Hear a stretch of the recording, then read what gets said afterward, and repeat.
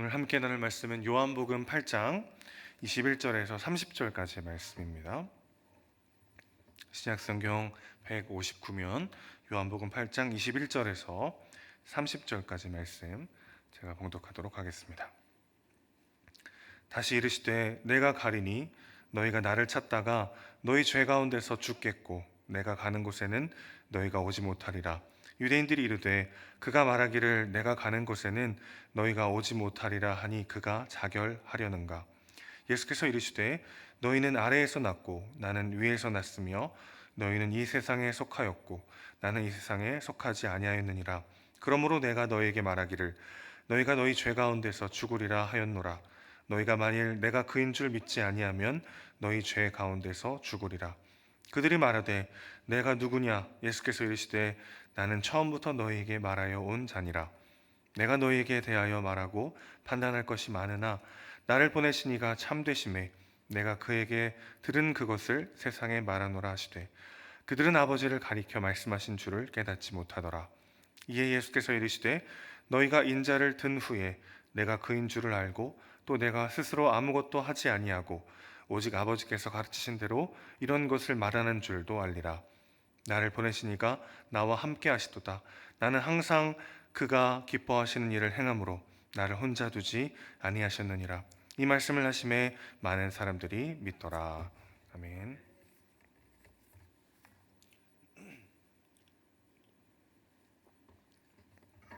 우리가 누군가에게 자신을 소개할 때 보통 이름이라든지 나이, 직업, 결혼의 여부, 자녀의 유무 등을 가지고 서로를 소개하는 경우가 많이 있습니다.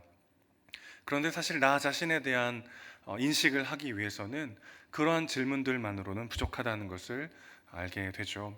우리가 어디로부터 왔고 어디로 가는가, 내가 누구로부터 부르심을 받았고 어떤 일을 하다가 결국 우리가 어디로 향하게 되는가, 이 질문들에 대한 답을 해야만 우리는 우리 삶의 진정한 의미를 발견할 수 있습니다. 예수님도 자신을 소개하실 때 그래서 끊임없이 자기가 어디로부터 오셨고 누구로부터 보냄을 받았고 그리고 어디로 가시는지를 반복적으로 말씀하셨습니다.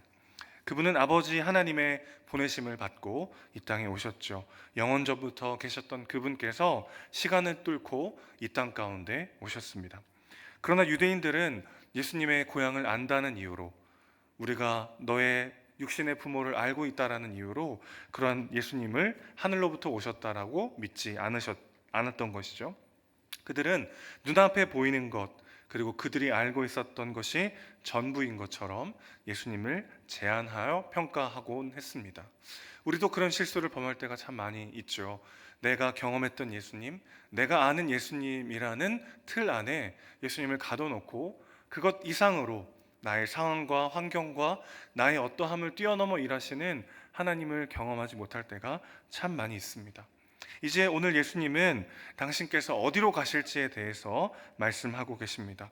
너희가 나를 아무리 찾아도 내가 가는 곳에 오지 못할 것이다 라고 말씀하시니까요, 유대인들의 반응이 어떻습니까? 22절 보시면 그가 자결하려는가, 이런 황당한 반응을 보입니다. 당시 대부분의 유대 학자들은 자살을 끔찍한 죄라고 여겼습니다. 그래서 이렇게 생각한 것 같아요. 우리가 도저히 못 갈 곳이라면 지옥을 말하는 것인가, 자살을 해서 지옥이라도 가겠다는 것인가, 이렇게 비아냥되고 있는 것이죠. 지금 유대인들의 자기 인식은 우리가 하나님의 택한 백성, 선민이기 때문에, 천국 백성이기 때문에 우리가 어찌 지옥에 갈 수 있겠는가, 이런 마음에 빠져 있는 것이죠. 그러나 그들을 향한 예수님의 진단은 이와 같습니다. 너희는 죄 가운데 죽을 존재들이다, 이 세상에 속한 자들이다라고 말씀하고 계십니다. 그들의 혈통이 어떠하든지와 상관없이, 그들이 율법의 말씀에 얼마나 박식한지와 상관없이 그들이 죄 가운데 죽을 존재이고 이 세상에 속한 존재다라고 예수님은 평가하고 계신 것이죠. 세상에 속한 자들이라고 할 때 이 세상이라는 단어는 영적 세계와 대비되는 개념으로서 물질 세계를 말하는 것이 아닙니다. 하나님이 계신 곳과 대비되는, 하나님께 반역하여 타락한 피조 세계를 뜻하는 것이죠. 자, 그러니까 유대인들이 혈통적으로는 아브라함의 후손이고 문화적으로는 율법과 제사와 절기를 지키는 그런 상황 속에서 살고 있었지만 그들은 죄로 인해 무너진 이 세상에 속한 죄인이요 죄 가운데 죽을 존재라는 것이 예수님의 진단이었다라는 것입니다. 유대인들의 마음속에는 우리는 하나님이 택하신 특별한 민족이라는 자부심이 있었어요. 그래서 자격을 갖추지 못한 자들에 대한 멸시가 그들 안에 있었습니다. 이방인에 대한 마음이 미움과 멸시가 그들 안에 있었던 것이죠. 또 그들 안에는 자기 의의가 충만했죠. 율법대로 살지 않는 것처럼 보이는 자들에 대한 정죄가 그들 안에 가득했습니다. 그렇게 율법의 조항들을 지키고 절기를 지키는 것들이 자신의 구원의 충분 조건이 되는 것이냐 착각하며 살아갔던 것이죠. 그러나 예수님은 그들이 어떤 존재라고 말씀하십니까? 24절 하반절 말씀 다시 보시면 너희가 만일 내가 그인 줄 믿지 아니하면 죄 가운데서 죽으리라 라고 말씀하십니다. 내가 그다 라고 하는 표현은요, 이사야 43장 10절에 나오는 표현이에요. 새벽 시간이기 때문에 간단하게 말씀드리면 예수님은 지금 자신을 하나님으로 말씀하고 계신 것입니다. 예수님이 하나님이시자 동시에 하나님의 아들로서 우리의 구원자로 이 땅에 오셨음을 믿는 자만이 구원을 얻을 수 있는 것이죠. 우리는 스스로 도저히 빠져나올 수 없는 죄의 늪 가운데 있는 존재이기 때문에 이 세상에 속하지 않은 신적 존재가 우리를 구원해 주셔야만 하는 소망 없는 인생인 것이죠. 그것을 고백하는 자만이 진정으로 구원받을 수 있다는 것입니다. 그런 우리를 구원해 주시는 분이 예수님이심을 믿는 자, 구원은 오직 이런 사람들이 받는 은혜의 선물인 것이죠. 십자가 앞에서 우리는 그 어떤 자랑도 그 어떤 우쭐함도 내려놓게 되는 것이죠. 헛된 자부심이나 자기 의에 사로잡혀서 누군가를 무시하거나 멸시할 수 있는 자격이 우리에게 없다는 것을 우리는 날마다 일깨우게 되는 것이죠. 또 우리의 행함이나 성취로 인해서 구원의 조건을 충족시킬 수 있을 것처럼 자기 의에 빠져서 살 수 없는 존재라는 것을 우리는 계속해서 십자가 앞에서 깨닫게 되는 것입니다. 내가 그인 줄 믿지 않으면 죄 가운데 죽으리라 라는 이 예수님 말씀을 듣고 유대인들은 또다시 혼란에 빠집니다. 답이 있는데 그 답을 무시하고 다른 답을 찾으면 어떻게 될까요? 찾으면 찾을수록 수렁에 빠지기 마련이죠. 명확하게 답이 있어요. 근데 그 답이 마음에 들지 않습니다. 그 답을 용납할 수 없어요. 그 답을 받아들일 수 없어요. 그래서 그 답을 내려놓고 또 다른 답을 찾아 헤맨다면 찾으면 찾을수록 더 큰 어려움에 빠지게 되는 것이죠.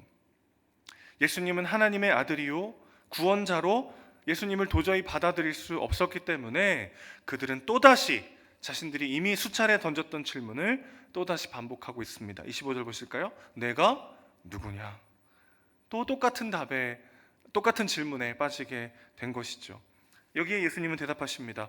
처음부터 지금까지 답은 변하지 않았다. 나는 내가 너희에게 처음부터 말해왔던 바로 그다라고 대답하십니다. 속이 터질 만도 할 것 같아요. 아무리 표적을 보여주고 자신에 대해서 말씀하셔도 알아듣지 못하는, 아니 이해하려고 하지 않는 그들에 대해서 예수님은 판단하고 책망하실 이유가 많이 있습니다. 하지만 26절을 보면 예수님은 한 번 더 아버지께서 주신 말씀을 그들에게 전하고 계시죠. 그리고 27절을 보면 그들은 또 깨닫지 못하고 있는 것을 보게 됩니다. 이런 일련의 과정 다음에 28절 말씀이 나오는데 이해라는 말로 시작이 되죠. 그러므로, 그래서 라는 뜻입니다. 무슨 말이 이어져야 할까요? 이에 예수님이 화가 나셨더라. 이에 예수님이 이 저주받을 놈들아 내가 언제까지 너희를 참아줘야 하느냐, 이런 구절이 나올 법한데 예수님은 어떻게 말씀하십니까? 이에 예수께서 이르시되 너희가 인자를 든 후에 내가 그인 줄 알게 될 것이다.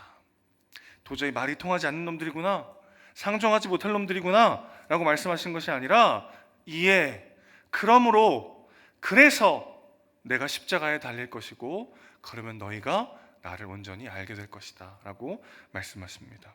너희가 어리석고 죄 가운데 빠져 있고 소망이 없기 때문에, 그렇기 때문에 너희가 인자를 십자가에 매단 후에야 내가 그인 줄 알고 또 내가 오직 아버지께로부터 왔음을 알게 될 것이다 라고 말씀하고 계신 것이죠. 이것이 우리 예수님의 사랑이요 우리가 구원받은 이유입니다. 이것 말고는 아무것도 우리는 내세울 것이 없죠. 그러나 예수님께서 말씀하시는 이 십자가는 패배가 아니었습니다.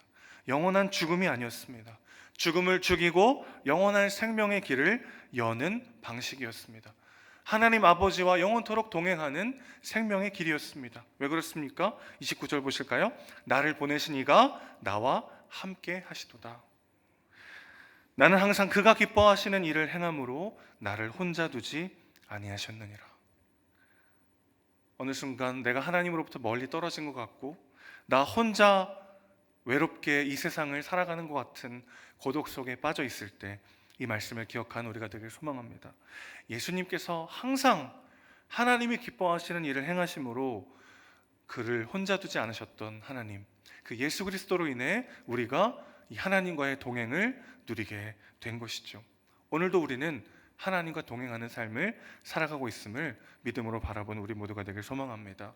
30절 말씀 보실까요? 이 말씀을 하시니까 드디어 사람들이 믿기 시작했습니다.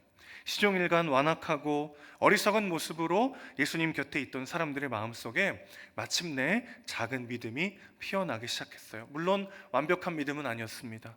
또 흔들리고 넘어지고 예수를 떠나는 사람도 있었지만 그들 가운데 완악했고 답을 거절하던 그들의 딱딱했던 마음 가운데 비로소 믿음이 자라나기 시작했어요. 우리의 소망 없음과 그런 우리를 하나님께서 변함없이 신실하게 사랑하신다라는 이 진리가 우리의 심령 속에 뿌려질 때 우리 안에 다시 믿음이 솟아나게 되는 것이죠.